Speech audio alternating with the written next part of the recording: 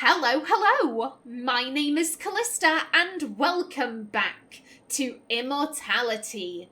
In the last episode, we were examining Sophia's relationship with Robert, how it began, how it grew, and how it impacted how Sophia treated Marissa. Originally, Sophia was rather hostile towards Marissa, almost like she viewed her as a romantic rival. However, as she got settled in with that relationship, she maybe stopped viewing Marissa as a rival, and it seems like she was treating her a little bit nicer. Now, as you may have noticed, this scene, this rather indelicate scene, this was not here before. Now, if you don't keep up to date with my community tab posts, then you won't know any of this. I had an issue with my external hard drive. There was some bug or flaw. I'm not a particularly technical person, but either way, I've lost my external hard drive, and unfortunately, that is where I kept all of my footage before I edited it. So I have lost. There was an original episode 7, however, I've lost it. Now, I will go over the clips I found, of course I will. There were only 3, to be fair, mainly because I had a lot to say about this scene and this scene. Yes, there was there was a vibration that I never went back for. Come on. Now, we need to go forwards a little bit. Come on. Where's that sweet spot? Where?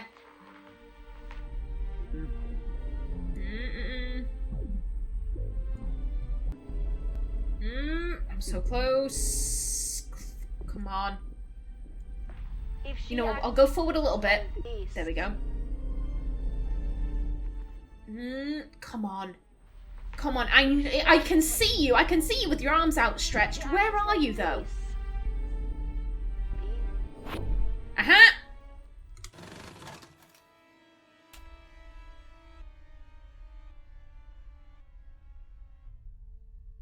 We tried to elevate humanity by telling them the greatest story.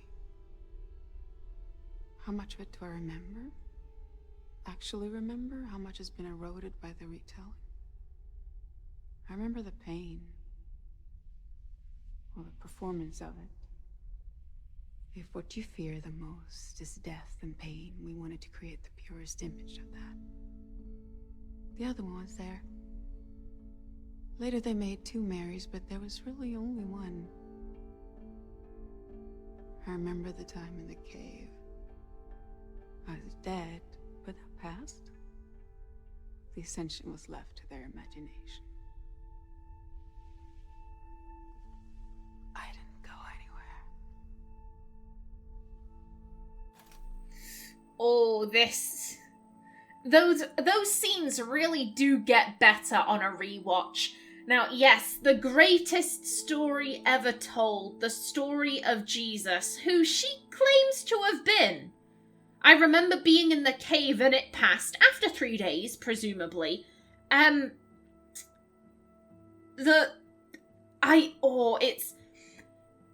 It's such an intriguing scene. The thing I grapple with the most is whether or not to take it literally or metaphorically.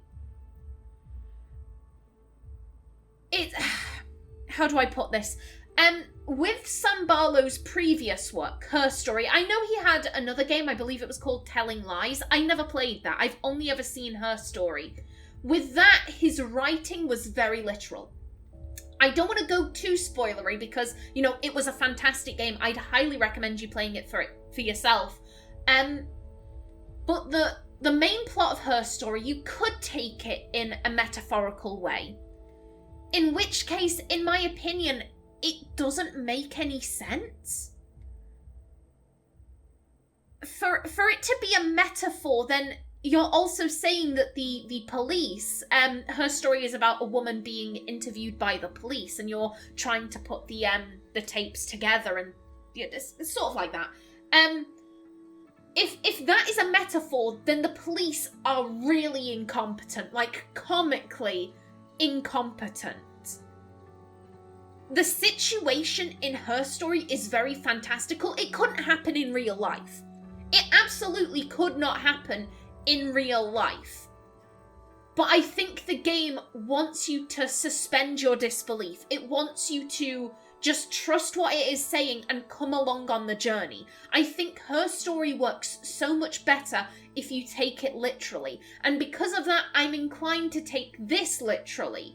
That if she's saying, oh yeah, I was Jesus, I'm like, okay, well, she was Jesus then. But then I'm thinking, well, they could have gone in a completely different direction. Her story was very literal. Maybe they intend this to be metaphorical.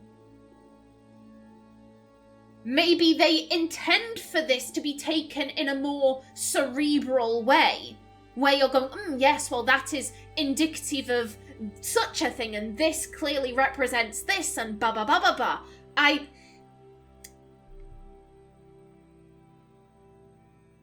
It's a curious thing. It's a very curious thing.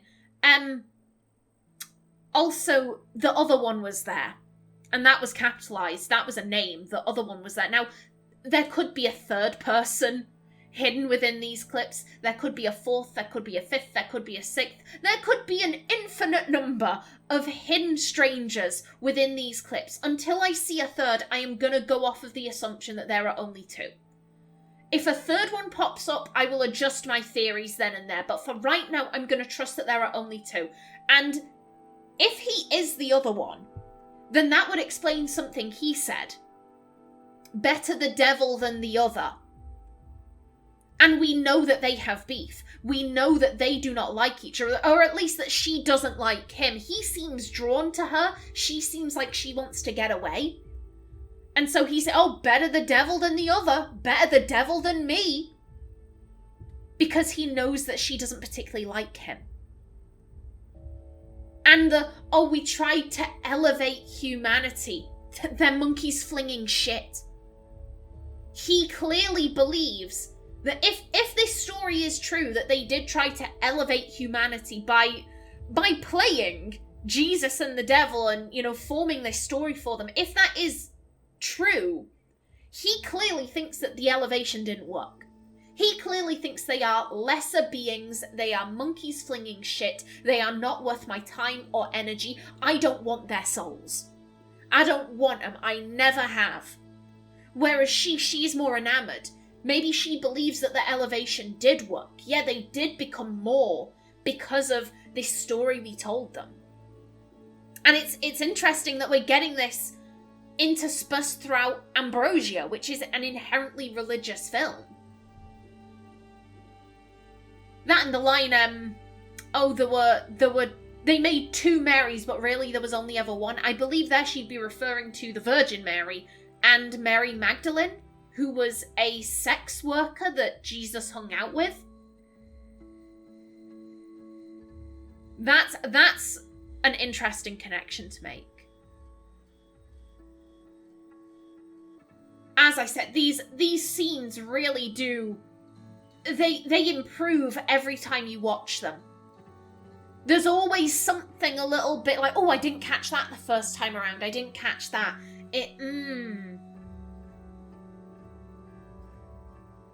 I didn't go anywhere. That's how she finished it off. I didn't go anywhere. With that smile, in a way, it seemed... You might think this is daft. I would describe that as quite a scary smile. I would not describe that as a pleasant smile. It seemed... One, it seemed dangerous. But it also seemed a little smug. Like that, oh, you're all worshipping me and you don't know that I'm really here. Like, it seemed... It seemed dangerous. It seemed dangerous. This woman sets my teeth on edge. I'm not... She scares me. To be very blunt, she scares me. Now, the next scene I saw was this one, with this gentleman. Hello. 58 Bravo, take 4. And action. Let it be recorded that we resume the trial of Father Ambrosio.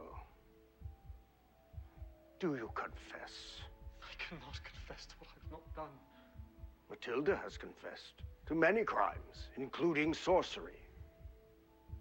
We have searched your cell and found several ornaments of magic.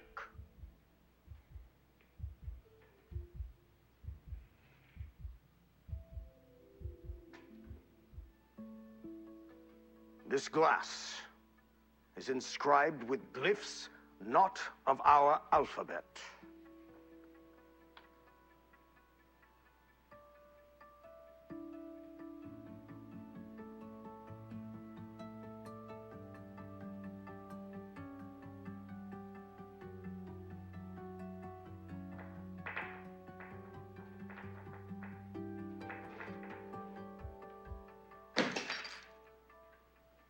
Sorcery! Sorcery. The city talks of you, Father. How you bewitched the whole of Madrid. Will you confess? My reputation is destroyed. Forget your reputation, Ambrosio. Your soul is in the balance. My soul is ready for my God. If you go to your death unconfessed, your soul will descend straight to hell. We shall now put you to the question. This will be a taste of the fires waiting for you in hell.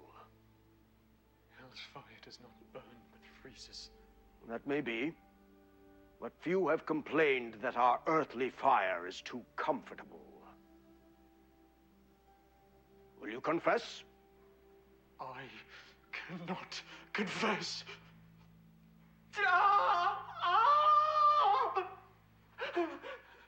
Cat! I really do think torture is my forte. John? Where's John? Okay, so a couple of very minor points to bring up there. One, the actor under the hood, he did a remarkable job of not blinking. He did a remarkable job. Like, round of applause to that guy for being able to go without blinking for so long. Ambrosio is such a fucking scumbag. He's such a scumbag. At this stage, this is at the very end of the book. So at this stage, he has killed a woman, fake killed another, raped that woman, and then killed her for real. And he's there being like, oh, I have nothing to confess, or, oh, my reputation. Who cares about your reputation? Who cares about that? As he said, your immortal soul is in the balance, and you fucked over those two women. Like, even if you have no... If we take the religious aspect away, like, they deserved better. They deserved so much better. Like, think of them at the very least. Jesus. But no, he wants to think about his reputation. Oh, fabulous. Now, the line at the end there, where's John? That's interesting. So he's not on the set. And I don't think Marissa is. Oh, here's the thing, Marissa could be there. She could have just been keeping quiet. But this was a scene that Marissa wasn't needed for. I just find it suspicious that John should be on set, but he isn't. And we haven't heard or seen hide nor hair of Marissa. I find that suspect. And now the final scene. Now, I should just warn you, in case rape and sexual assault is particularly triggering to you, this is a scene involving such topics. And there is also a hidden scene in this. To be honest, the normal scene isn't all that triggering to me, because Sophia and Robert, there we go. I was thinking Ambrosio for a second, because Sophia and Robert, like, they're talking to each other, and like he carries her at one point, and he said, "I'm gonna drop you here. Just go." And like she runs over to where she should be, because they're interacting in a personal manner. That kind of it kind of makes it better. You know, it highlights that this is not real. This is not a real rape. However, I should just say the actress playing Sophia, she does a distressingly good job. She does, like, she is too good. I'm like, I wish you weren't as good of an actress, because you seem distressed. You seem genuinely distressed, and I want to help you, and I can't because this is a video I'm watching. As I said, for me, wasn't particularly distressing. The hidden scene, I would say that was genuinely distressing for me. I would just say that. So if you are particularly sensitive towards rape and sexual assault, maybe consider skipping this scene. So just a warning there for you. To the beginning.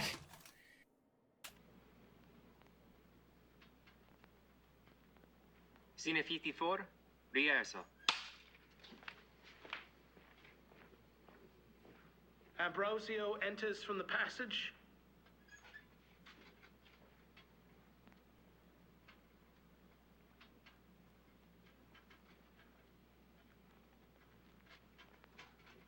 Ambrosio opens the lid. Antonia in her shroud, her mother's corpse next to her.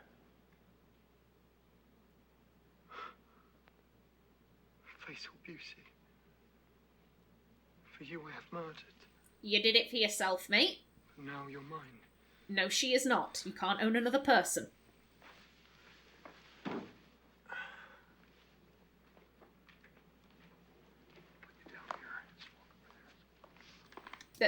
That's what I mean, the little, I'm just going to put you down here. That makes this somewhat better for me.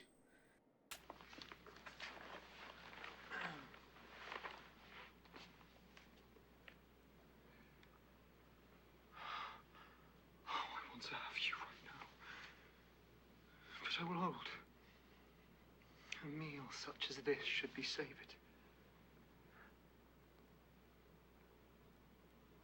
Already I can feel life return to your body. Each pump of your heart gives rise to your breast. I once loved you truly.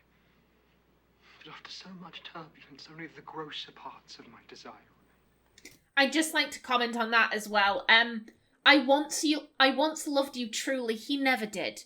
He never did, because they were never an item. They were never a couple. They were never partners.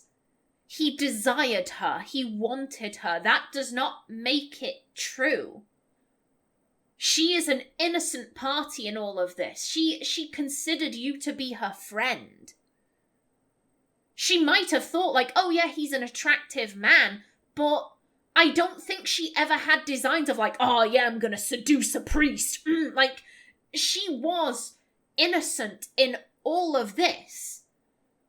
And he is mistaken that, like, oh, I loved her truly. No, you didn't. No, you didn't. He's saying that to make his desires feel better. Oh, well, once it was true love. No, it wasn't. That's bollocks. He waits.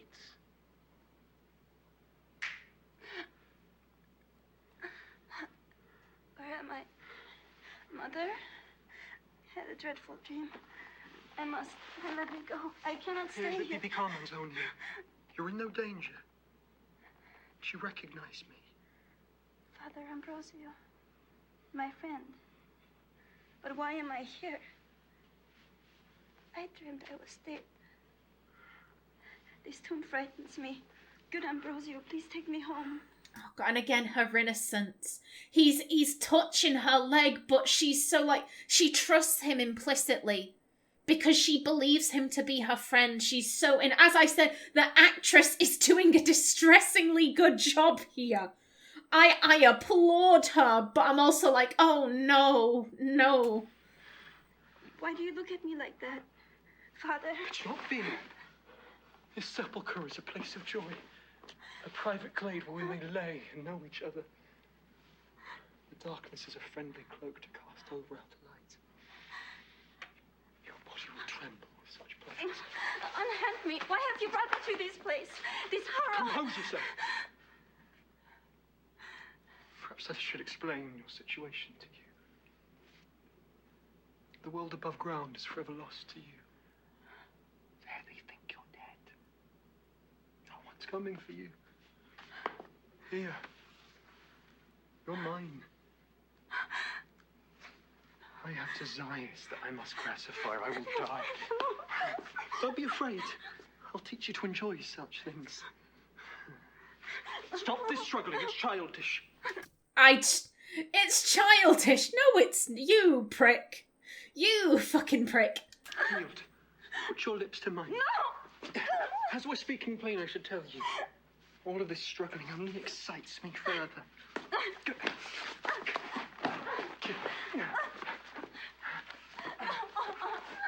Okay. 5, 4, 3, 2, 1. Now finish.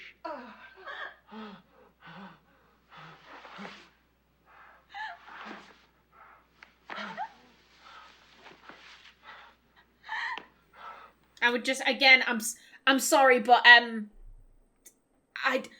I just want to point out that at the very least, Robert, he hasn't lost himself completely within the role. Some actors, you know, when they especially if they're doing method acting, which method acting, if it works for you, that's great. However, if you're playing characters like this and you are putting yourself so much in their shoes, that can take a rather large mental toll.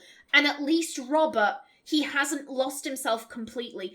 If you noticed, before he stepped away, he made sure that Sophia's legs were closed so that the camera didn't get a shot of her underwear. He made sure, like, right, I'm stepping away, like, let me just help you close your legs up. So, good guy Robert still, but I do worry if he's going into method acting a bit. And maybe that's why he went so far with Diana, where he nearly suffocated her. I wonder if maybe that's why he could be doing method acting.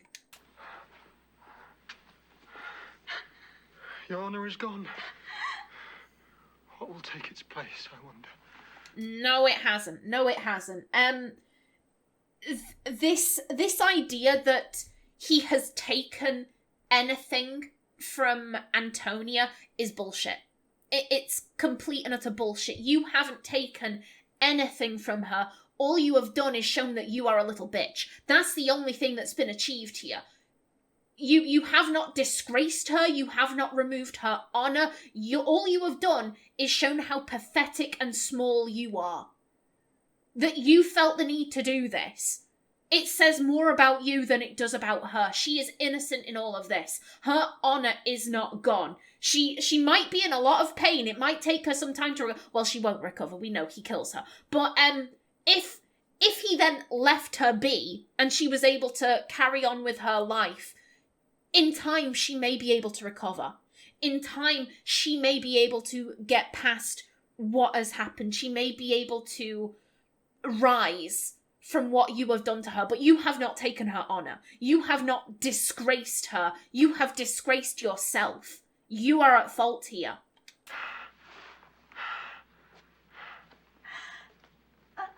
Hold. Wait, you more. Let me return home. Return home? So you can proclaim me to the world? No. You stay here. You will live here in this tomb, surrounded by death. Witness my suffering. You're suffering. I want to point out the difference in how he's speaking to her. Before it was like, oh, I'll teach you to enjoy such things. There was, this'll sound incredibly dark, but there was a lightness to his words. Like, oh, I'll teach you. Like, oh, there was, again, I think this goes back to the Madonna whore complex, where Matilda was the whore and Antonia was the virgin. And now that he has done this, well, now she's in the same boat as Matilda. She is a cheap whore. And therefore, I do not have to speak to her with any kind of respect, with any kind of lightness. Oh, I'll teach you to enjoy this. Now she's a whore. Who cares about what she thinks? She has been sullied. Again, no, she hasn't. You have just shown how deplorable you are. This isn't a mark on her, it is a mark on you. It was you who plunged my soul into infamy. You've made me into a hypocrite. Again, he can't take responsibility for his actions. And that was always Ambrosio's problem, his hubris. He thought himself perfect. It's not that he was weak and prideful and filled with sin. No. It's that other people tempted him. It is that Antonia was too pure and too good, and she made him have to have her. This is all on her. He can't take any responsibility for his actions. A ravisher, an assassin! Spare me. I cannot. Enter Matilda.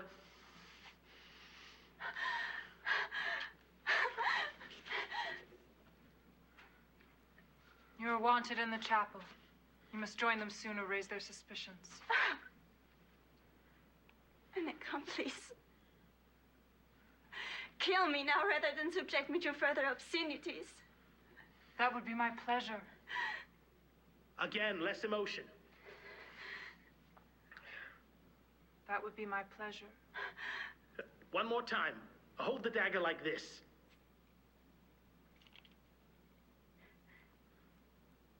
That would be my pleasure. Hold. Gosh, you suffered enough. I wish I never listened to you and your poison. And again, now that Matilda is here, now that someone who is more of a whore is here, his ire transfers from Antonia to Matilda. In his eyes, Matilda is more of a whore than Antonia, therefore he can be more aggressive to Matilda. And again, he can't take responsibility from himself. However, now that there is someone worse here, he can blame Matilda. Oh, it was your poison. It was your treacherous words. I wish I had never listened to them. Here's the thing. Listening isn't a problem. You can listen to anything. That doesn't mean you have to act on it. She could have said, oh, well, why don't you magically comatose her and then rape her? And he could have said, yeah, no. No, that sounds fucked. I'm gonna go speak to the, what's-his-face, the Abbot. I'm gonna go speak to him, and I'm gonna report your ass, because you're telling me to do some fucked up shit. Bye. Like, he could have said that. He could have listened to her, and then told the Abbot. Listening makes no difference. It was him who chose to act on her words. It was him that chose to do this. But no. We need someone to blame. If it's just me and Antonia, then I have to put the blame on her. Oh, someone worse has come along. Now I can put the blame on Matilda. Wish I'd never seen your face. Coward! You've already robbed this girl of everything that matters to her. What does it matter to finish the job and send her on to her god? You tremble at such a tiny cry. Excellent. Here we cut. And Robert's reaction at the end there, I do think he seems genuinely distressed. This is why I think he might have been method acting. He might have been going a little bit too deep into the role of Ambrosio.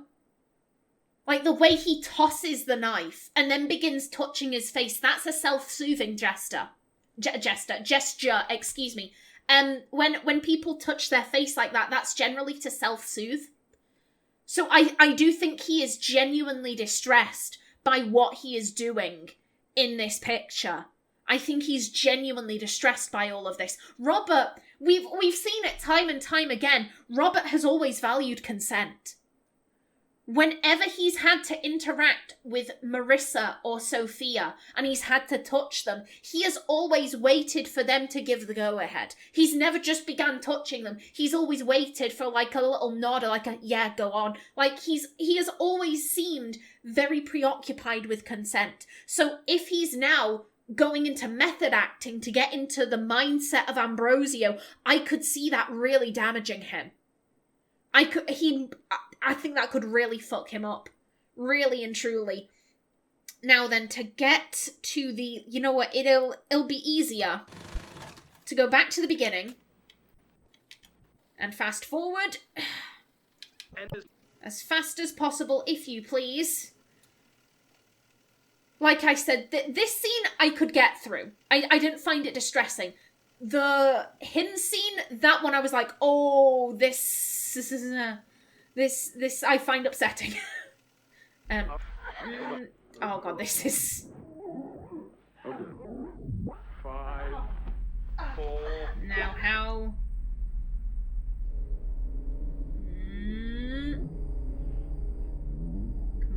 Go.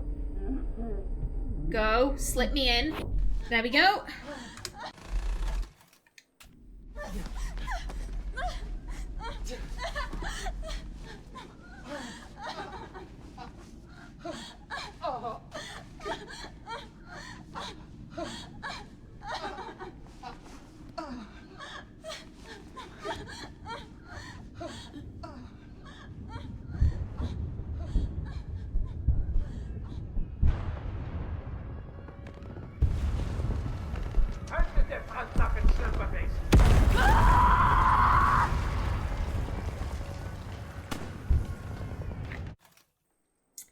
That,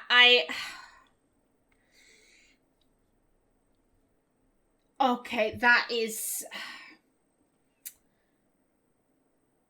Again, it's no easier on the rewatch than it was the first go around. I just want to go back. No, wait, we need to be that way. I don't want to see... I don't want to see, yeah, I'm gonna go from there. And that is genuine distress on her face. That is genuine distress on her face. And I'm gonna go forward a bit.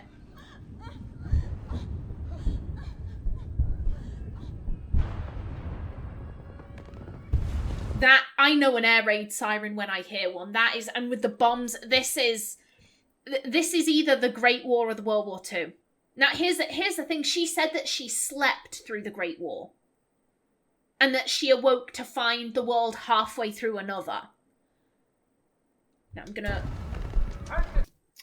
Now, I don't speak German.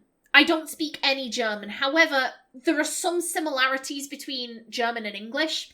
Now, when I first saw this, I did attempt to translate. So I think my original translation was "hold the French slut fast," based on the fact that, like I said, we're witnessing a rape. She's having a distressing reaction, and like I said, I was just, French. Now I did look this up. Apparently, this means "hold on to the French bitch," according to Google Translate. I did have to use Google Translate, so I was close. I was close with "hold the French slut fast." I just want to play through. That is a harrowing scream. That is an absolutely harrowing scream. Now, at the time, my guess was potentially this woman, this creature, whatever she is. I wondered if maybe she had been raped by a German during World War II. If she woke up during World War II and a German soldier raped her. However, literally, I was getting ready for bed one night and it hit me. Marissa Marcel. That's a French name. That's a French name. Marissa, she would have been a young girl. But then again, just because she was a child, that doesn't stop an adult from being like, yeah, I'm gonna take advantage of that. Because here's the thing, she's wearing Marissa's dress. But sometimes we see this woman, and she's wearing like a sheer... I don't even know how to describe it. I'm not a fashion person. But she's wearing like this sheer ruffled thing. But here she's wearing Marissa's dress. And as I said, Marissa Marcel, French name. She sounds American, but she could be French. She would have been alive at the time of the Second World War. She would have been very young, but she would have been alive. And soldiers can commit atrocities. I don't know what that means, though.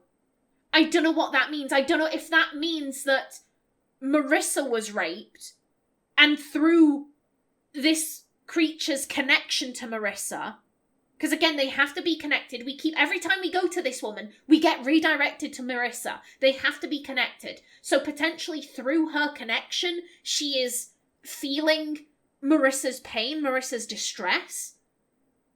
You know, she's having to watch this fake rape and it's giving her flashbacks. Or potentially she herself, she says that she woke up during World War II. Maybe she was raped by a German soldier and they mistook her for a French girl. Not entirely sure why, but maybe they did.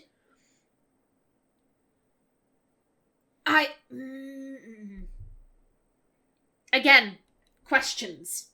Many questions. But yeah, that is us all caught up, I do believe. You know what?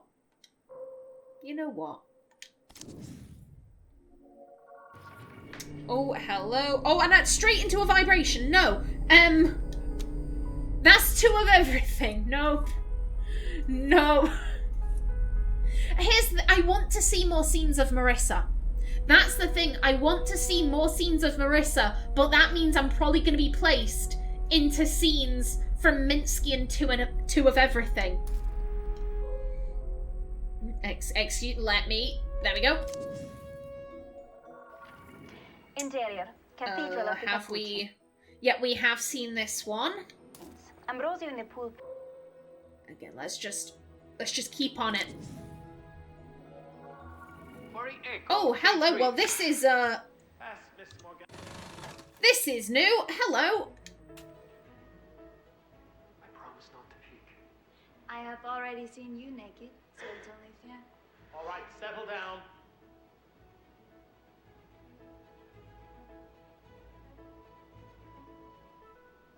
Ready on smoke. And action. Smoke. Mirror. Sophia.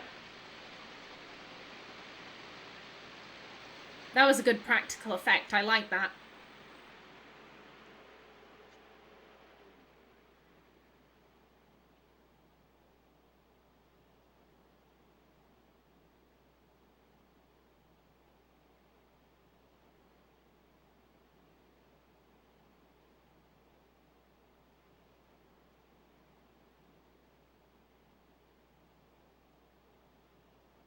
Bird.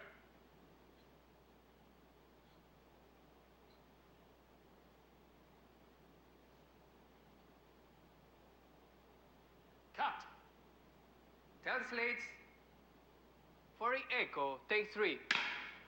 Pass Miss Morgana her robe while we check the gate. Again, Robert's reaction to that of, I won't peek, I promise. I worry about what this film is going to do to him. I really worry.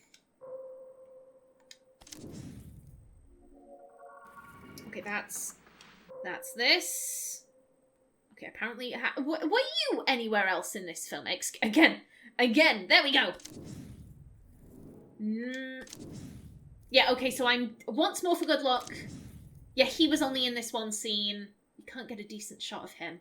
I'm pretty sure we've gotten all the scenes of Diana.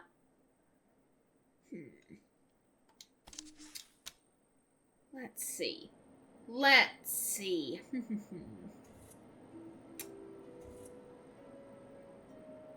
You know what? Arthur. It's been a while since we looked for him. I'm excited and nervous. Oh, hello, you're new. I wanted to... So why is your hand on her neck like that? Why is your hand on her neck?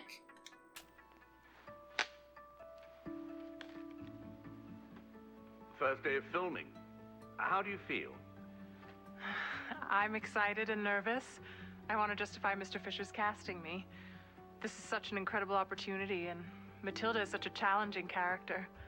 And I knew to cast the role that I should look for someone new, someone young and exciting. And when I saw Marissa, I had the idea to cast for Rosario and to then sculpt her into Matilda. Now, there are many actresses who can play the temptress, but this character is so special because she takes the form of an innocent. When I saw Miss Marcel, she had a spark. I see great things for her future. And how does it feel to be sculpted by Fisher? It's a great honor. She's lying. Okay, the hand on her neck, that is a very controlling move. That is, extreme. He is exerting extreme levels of control over her right now. And if you noticed, when she went to answer, she looked towards him like, am I okay to say this? Am I okay? However, when he was answering about like, oh, I need to sculpt her, this, that, and the other, her smile, and here it is again, very tight. That is a very tight smile. That is a smile of like, I am not comfortable here. I disagree with what is being said, but I don't have the authority to call this guy a prick. So I'm just going to stand here and be polite. And the pause. How does it feel to be sculpted by Mr. Fisher? She paused. There was a pause there where she was like, I'm not happy about this. I'm really not happy about this. But, yeah, it's an interview and I've got to be polite. Ooh, he looks so smug as well. Look at him. Look at his smug little face like, oh yeah, I've got this girl right where I want her. And as we've seen later on, Marissa, once she realises that she has an ally in John Durek, once she realises that maybe his vision of the film more so lines up with hers, she starts taking over. She starts ignoring his direction. Okay, that's the part. You know what? But again, we haven't really looked for John. Photography, he paints with light. Have we? We haven't seen this one. Why don't I go here? To the beginning. Oh, more behind the scenes stuff. Excellent. We're rolling. Good to go. Sure. Wait, why don't we make it cute? Follow me. This is John Durek. He's the director of photography. He paints with light. Why don't I go here? Shouldn't I be sat where you are? Oh, no. Careful with her. She's going to extract a confession out of you. She's very persuasive. You're lucky I can't reach you through this grill. How is filming going? I'm really getting into the character. I think Temptress is a job I can get behind. How have the Italians been treated? Okay, cut for a second, Mike. I guess they want us to clear this area. We're spoiling our fun. Oh. Okay, well, one, at least we have confirmation that the guy I've been assuming is John Durek is John Durek. Okay, excellent. Excellent there. I love that we got the behind-the-scenes interview with Fisher, and then immediately we got this one without him. Because, again, this is so interesting. It's so good to see Marissa. So this one, right at the beginning, she's still quite nervous about where she is. And here we can see how comfortable, right, oh, hello. So yeah, a few days after she films this, we get this scene where she is outright saying to Fisher, oh yeah, I don't care about you, I don't care about your direction, fuck you, monk. And again, she's directing that towards Arthur. Oh, it is. Also, that's a stunning shot of her there with the shadow of the lattice going through. But still, seeing her with Fisher at the start, where she felt very much under his thumb, and then here, where she's doing an interview without him, she feels completely confident. She's joking around. She's, playing about with Durek. And I don't know who it was that came through. I don't know who it was who came onto the set. I would put money on it being Fisher. I would put money on it being Fisher and maybe some other people, because, always spoiling our fun. We know that Marissa's idea for the film is very different from Fisher's. We know that they have two very separate ideas. I'd put money that was Arthur coming on to get the set ready. I'd put money on that. Now where? Okay, you know what? We'll risk it. We'll risk it. Okay, we've already seen this. Okay, that's two of everything. Back it up. Back it up. You know what? Show me more of Arthur. Again. I do apologize about this. There we go. Okay, we've seen this one. All right, settle down. Let's move over to Robert for a little bit. Hello. Yeah, this is new as well. Excellent. From the beginning, if you please. Okay, slower this time. It's a performance. Action. In your illness, you were taken from me. Yet here I am, close to you. Closer than I have ever been before. I can look upon you without fear of reproach. Your perfect face. Your lips.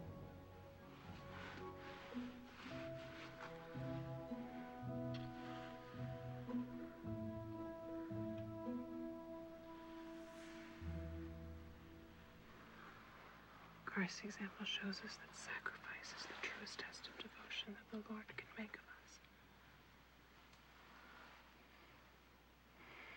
Open your lips.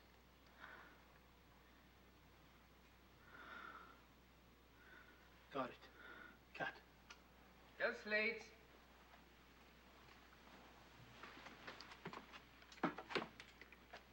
Then Charlie, take 2.